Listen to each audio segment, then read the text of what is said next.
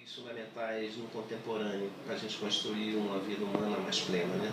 O primeiro grande desafio é a questão do enfrentamento da desigualdade.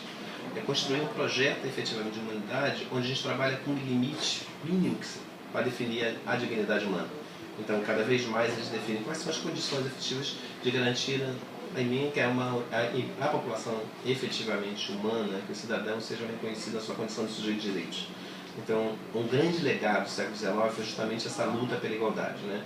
A luta pela igualdade política, pela igualdade civil, pela igualdade social, pela igualdade econômica, pela igualdade de forma progressiva na nossa possibilidade de viver de forma mais igualitária e conviver de forma mais igualitária. O século XX já trouxe outro grande legado, que é o legado da diferença. O reconhecimento dos nossos diferentes pertencimentos. Você ser reconhecido do ponto de vista da dignidade humana, sendo mulher, sendo negro, sendo indígena, sendo homossexual, sendo louco, sendo idoso, sendo criança. E efetivamente se afirma cada vez mais o direito de eu ser reconhecido nas minhas diferenças. Que a característica fundamental da sociedade de classes, quer dizer, anterior ao capitalismo, é a transformação da diferença em desigualdade. Então, eu sou estrangeiro e sou escravizado, eu sou mulher e sou subordinada, eu sou criança e sou tutelado, eu sou idoso e também sou tutelado, eu sou negro e sou escravizado, indígena e assim sucessivamente. Quer dizer, existe todo um processo de transformação da diferença em desigualdade e vai ferindo profundamente as condições de exercício da vida humana, da dignidade humana. O contemporâneo, efetivamente, não se pode separar isso. Então, se foi possível no século XX separar a luta pela diferença da luta pela desigualdade, me lembro muito bem na criação do PT no início da década de 80, como era comum os socialistas falarem que questões como homofobia, machismo, sexismo, racismo seriam resolvidas no socialismo. Obviamente, as experiências do socialismo de Estado mostraram que isso era uma verdadeira falácia. Então, é impossível separar a luta pelo direito à autenticidade, em primeiro plano, que o sujeito seja reconhecido na sua condição plena. Então, eu quero viver de forma plena as minhas convicções, os meus desejos, as minhas vontades, e dentro disso eu negocio com os outros sujeitos, mediada pelo Estado, por exemplo, a possibilidade de eu exercer essa plenitude como indivíduo. Por outro lado, eu quero ser reconhecido nos meus pertencimentos. Eu quero ser reconhecido na minha condição de negro, na minha condição de morador da periferia, na minha condição de sujeito que está tentando produzir formas específicas de pertencimentos. Agora, eu preciso também reconhecer minha condição humana genérica. Eu preciso me sentir em comunhão com os outros homens, outras mulheres, outros seres da mesma espécie que eu. Eu preciso, senão eu gero a intolerância, senão eu gero cada vez mais a distância efetiva em relação ao outro, ao diferente. E eu preciso, antes de tudo, também me reconhecer como ser global ecológico, como uma espécie que tem como relação com esse planeta que vai para além do uso dos seus recursos naturais, que trabalha na perspectiva de cuidar desse planeta, se sentir pertencente a ele.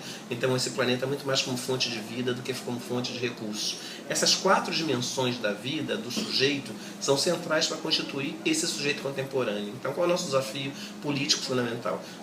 Permitir o exercício pleno dessas dimensões dos sujeitos no plano da nossa vida coletiva, no plano da nossa vida em sociedade. Essa dimensão singular, essa dimensão particular, essa dimensão genérica e essa dimensão global ecológica. Por isso que é tão importante entrelaçar a luta pela diferença e a luta pela desigualdade. Isso implica trabalhar uma forte tensão em termos de agenda política com o Estado. Qual é o papel do Estado? Qual é o papel do Estado sobre a vida privada, por exemplo? No Brasil, a gente teve um grande avanço recentemente, que foi reconhecimento pelo Estado, através do Supremo Tribunal Federal, que agora a gente pode se apaixonar e casar pela pessoa, e não mais com o gênero. Ainda temos limites, efetivamente. Hoje ainda o Estado define com quantas pessoas a gente pode casar e com quais gêneros. Obviamente deve chegar um momento, eu espero, que o Estado não tenha esse papel. O Estado ainda criminaliza o aborto, por exemplo.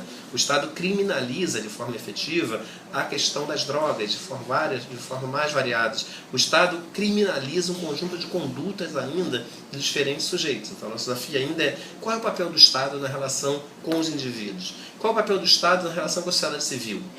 Nós tivemos até há pouco tempo no Rio de Janeiro um discurso absolutamente centrado, por exemplo, em coisas chamadas choque da ordem.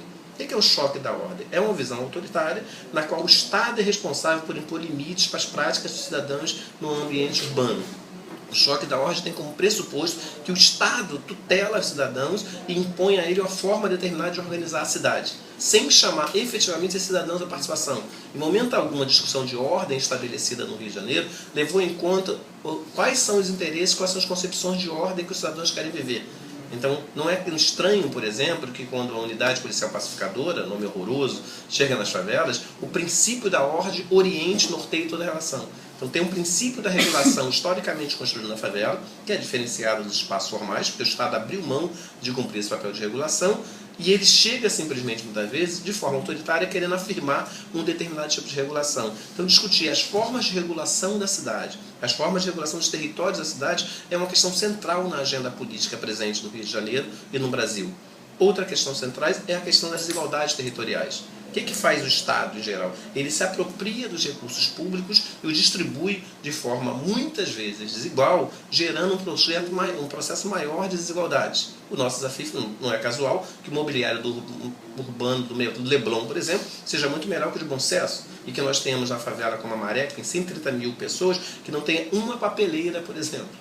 Então, efetivamente, o sistema de coleta de lixo nas favelas é muito pior quando existe do que existe no bairro formal. Isso é só uma das formas como mostra como foi se constituindo desigualdades territoriais fruto de uma ação desigual de intervenção do Estado. Então o Estado parte a cidade, o Estado divide a cidade. Quando o Estado define um tipo de intervenção policial nas favelas, diferenciada, por exemplo, de outros espaços, quando ele permite a privatização da regulação desse espaço pelos grupos criminosos, o Estado está definindo um papel no âmbito da regulação da favela. Então a gente precisa a regulação é um processo fundamental de discussão hoje, porque ela ajuda a efetivamente reproduzir as desigualdades e ajuda, obviamente, a ampliar a forma como as diferenças são oprimidas. Então não dá para discutir a agenda pública sem discutir regulação. Não dá para discutir a agenda pública sem discutir o papel do mercado. Se dá de barato que as empresas só têm que existir a partir do pressuposto da ganância. Quer dizer, tem que ganhar cada vez mais, lucrar cada vez mais, investindo cada vez menos. Essa lógica em relação ao mercado é fruto de uma visão estrita da esquerda. Durante muitos anos achou que bastava simplesmente ganhar o Estado e eliminar o mercado. Como não está em vista eliminar o mercado tão cedo, pelo menos nas próximas dezenas de anos, o mercado vai continuar aí, nós temos que criar um mecanismo para regular o mercado. Não é razoável que as empresas tenham só como princípio de sua existência a lógica do lucro e nenhuma perspectiva de intervenção social no território, desenvolvimento do território, dos sujeitos no território. Tem que ter princípios éticos que orientem a ação das empresas. E é papel da sociedade civil, especialmente, começar a pressionar tanto a questão do papel do Estado como o papel do mercado. Então, o que é a sociedade civil? É um conjunto de organizações, grupos, coletivos que tem como princípio o desenvolvimento da igualdade, a ampliação das possibilidades de igualdade, da dignidade humana e da luta pelo direito à diferença. Então, coloca na sociedade civil organizações que têm o princípio da emancipação no seu DNA. São organizações que buscam colocar em questão as formas de funcionamento do mundo social. Então, são organizações que trabalham na dimensão da utopia como eixo fundamental da sua intervenção. E isso não significa alguma coisa dissociada da realidade, idealista, fantasiosa ou coisa parecida. Então, pessoas que constroem metodologias, práticas e intervenções que colocam em questão os modelos de existência do Estado e do mercado nas condições atuais. Então, a nossa agenda como sociedade civil é cada vez mais afirmar um princípio da cidade centrado na convivência das diferenças, centrado na alocação diferenciada de recursos que leve em conta as construções historicamente desiguais dos territórios e que leve em conta as aspirações e desejos, características das pessoas humanas. Então, a sociedade civil tem o papel de humanizar cada vez mais esse mundo social, construir uma cidade mais justa, mais fraterna, mais solidária, e isso simplesmente através das nossas próprias práticas, dos nossos próprios desenhos, da nossa agenda política. Isso é um grande desafio que a gente não pode abrir mão. A favela constitui a cidade. A favela constitui a cidade, os moradores da favela têm os mesmos direitos que os moradores da cidade. Isso significa que eles têm o mesmo direito à política pública, o mesmo direito à política de segurança, a política pública no campo da segurança, da educação, no campo do meio ambiente. A Maré, por exemplo, foram feitos 3 conjuntos habitacionais da década de 90. Nenhum tinha uma árvore. Todos eles, por exemplo, não permitiam a existência de lajes. Os arquitetos, de uma lógica absolutamente autoritária, simplesmente ignoraram a importância da laje para esses moradores, para essa comunidade. Então, efetivamente, a laje, que é reserva de valor, que é fundamental em termos de herança, que é uma área de lazer fundamental, simplesmente na lógica de família dos arquitetos, que é uma família absolutamente nuclear, que não leva em conta a heterogeneidade da família na favela, simplesmente fez projetos dificultando objetivamente a criação de lajes em nome da diminuição do adensamento. Só que nessa lógica, muitas vezes, você não leva em conta as próprias práticas existentes dentro desse local. Então, a produção de políticas públicas tem primeiro estar subordinado à participação das pessoas. Não é razoável você gastar R$1 bilhão no Alemão e não resolver o problema de saneamento. Se quiser gastar R$1 bilhão e 500 milhões na Rocinha e você não resolver o problema de saneamento e você ter como eixo fundamental o teleférico, como não é razoável você ter um projeto na Providência que gasta 10 vezes mais do que deveria e só o teleférico ficar pronto, que é o que interessa às empreiteiras, e as outras obras urbanas não ficam prontas. Né?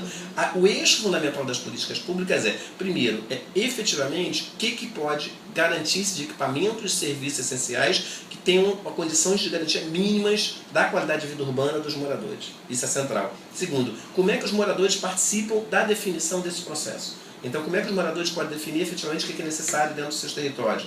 Terceiro, como é que você territorializa o orçamento? Ou seja, como é que você produz condições de participação maior dos moradores em território específico naquele orçamento sem abrir mão do espaço, obviamente, do Estado, que ele tem condições de ver uma perspectiva maior do que muitas vezes os moradores. Por exemplo, aqui na Maré, nós queremos um centro de artes visuais. Provavelmente, se os moradores definissem todo o conjunto de investimentos públicos aqui, jamais colocariam isso dentro como um arco de prioridade. E, efetivamente, trabalhar essa dimensão simbólica na perspectiva da gente como sociedade civil é fundamental para ampliar as possibilidades de ampliação do tempo e espaço dos moradores de favelas. Então, tem um processo de disputa, de hegemonia, de visões, de pressupostos que está em jogo na cidade. Não é uma coisa simplesmente idílica de abrir participação e acho que vai chegar a conjunto de proposições que efetivamente ajudem a tornar a cidade mais democrática. Então, o nosso desafio fundamental, primeiro, é ter uma agenda pública centrada no desenvolvimento social, econômico, cultural, ambiental, que tenha um conjunto de indicadores, que tenha condições de monitoramento, que tenha condições de acompanhamento e que tenha um prazo com devidos investimentos dos diferentes entes, seja a União, seja o governo estadual, seja o governo federal, seja o mercado, e que tenha a participação efetiva da sociedade civil e dos moradores. Quer dizer, a agenda deve levar em conta esse conjunto de vetores, de atores e de intenções e principalmente de instrumento de informações e acompanhamento.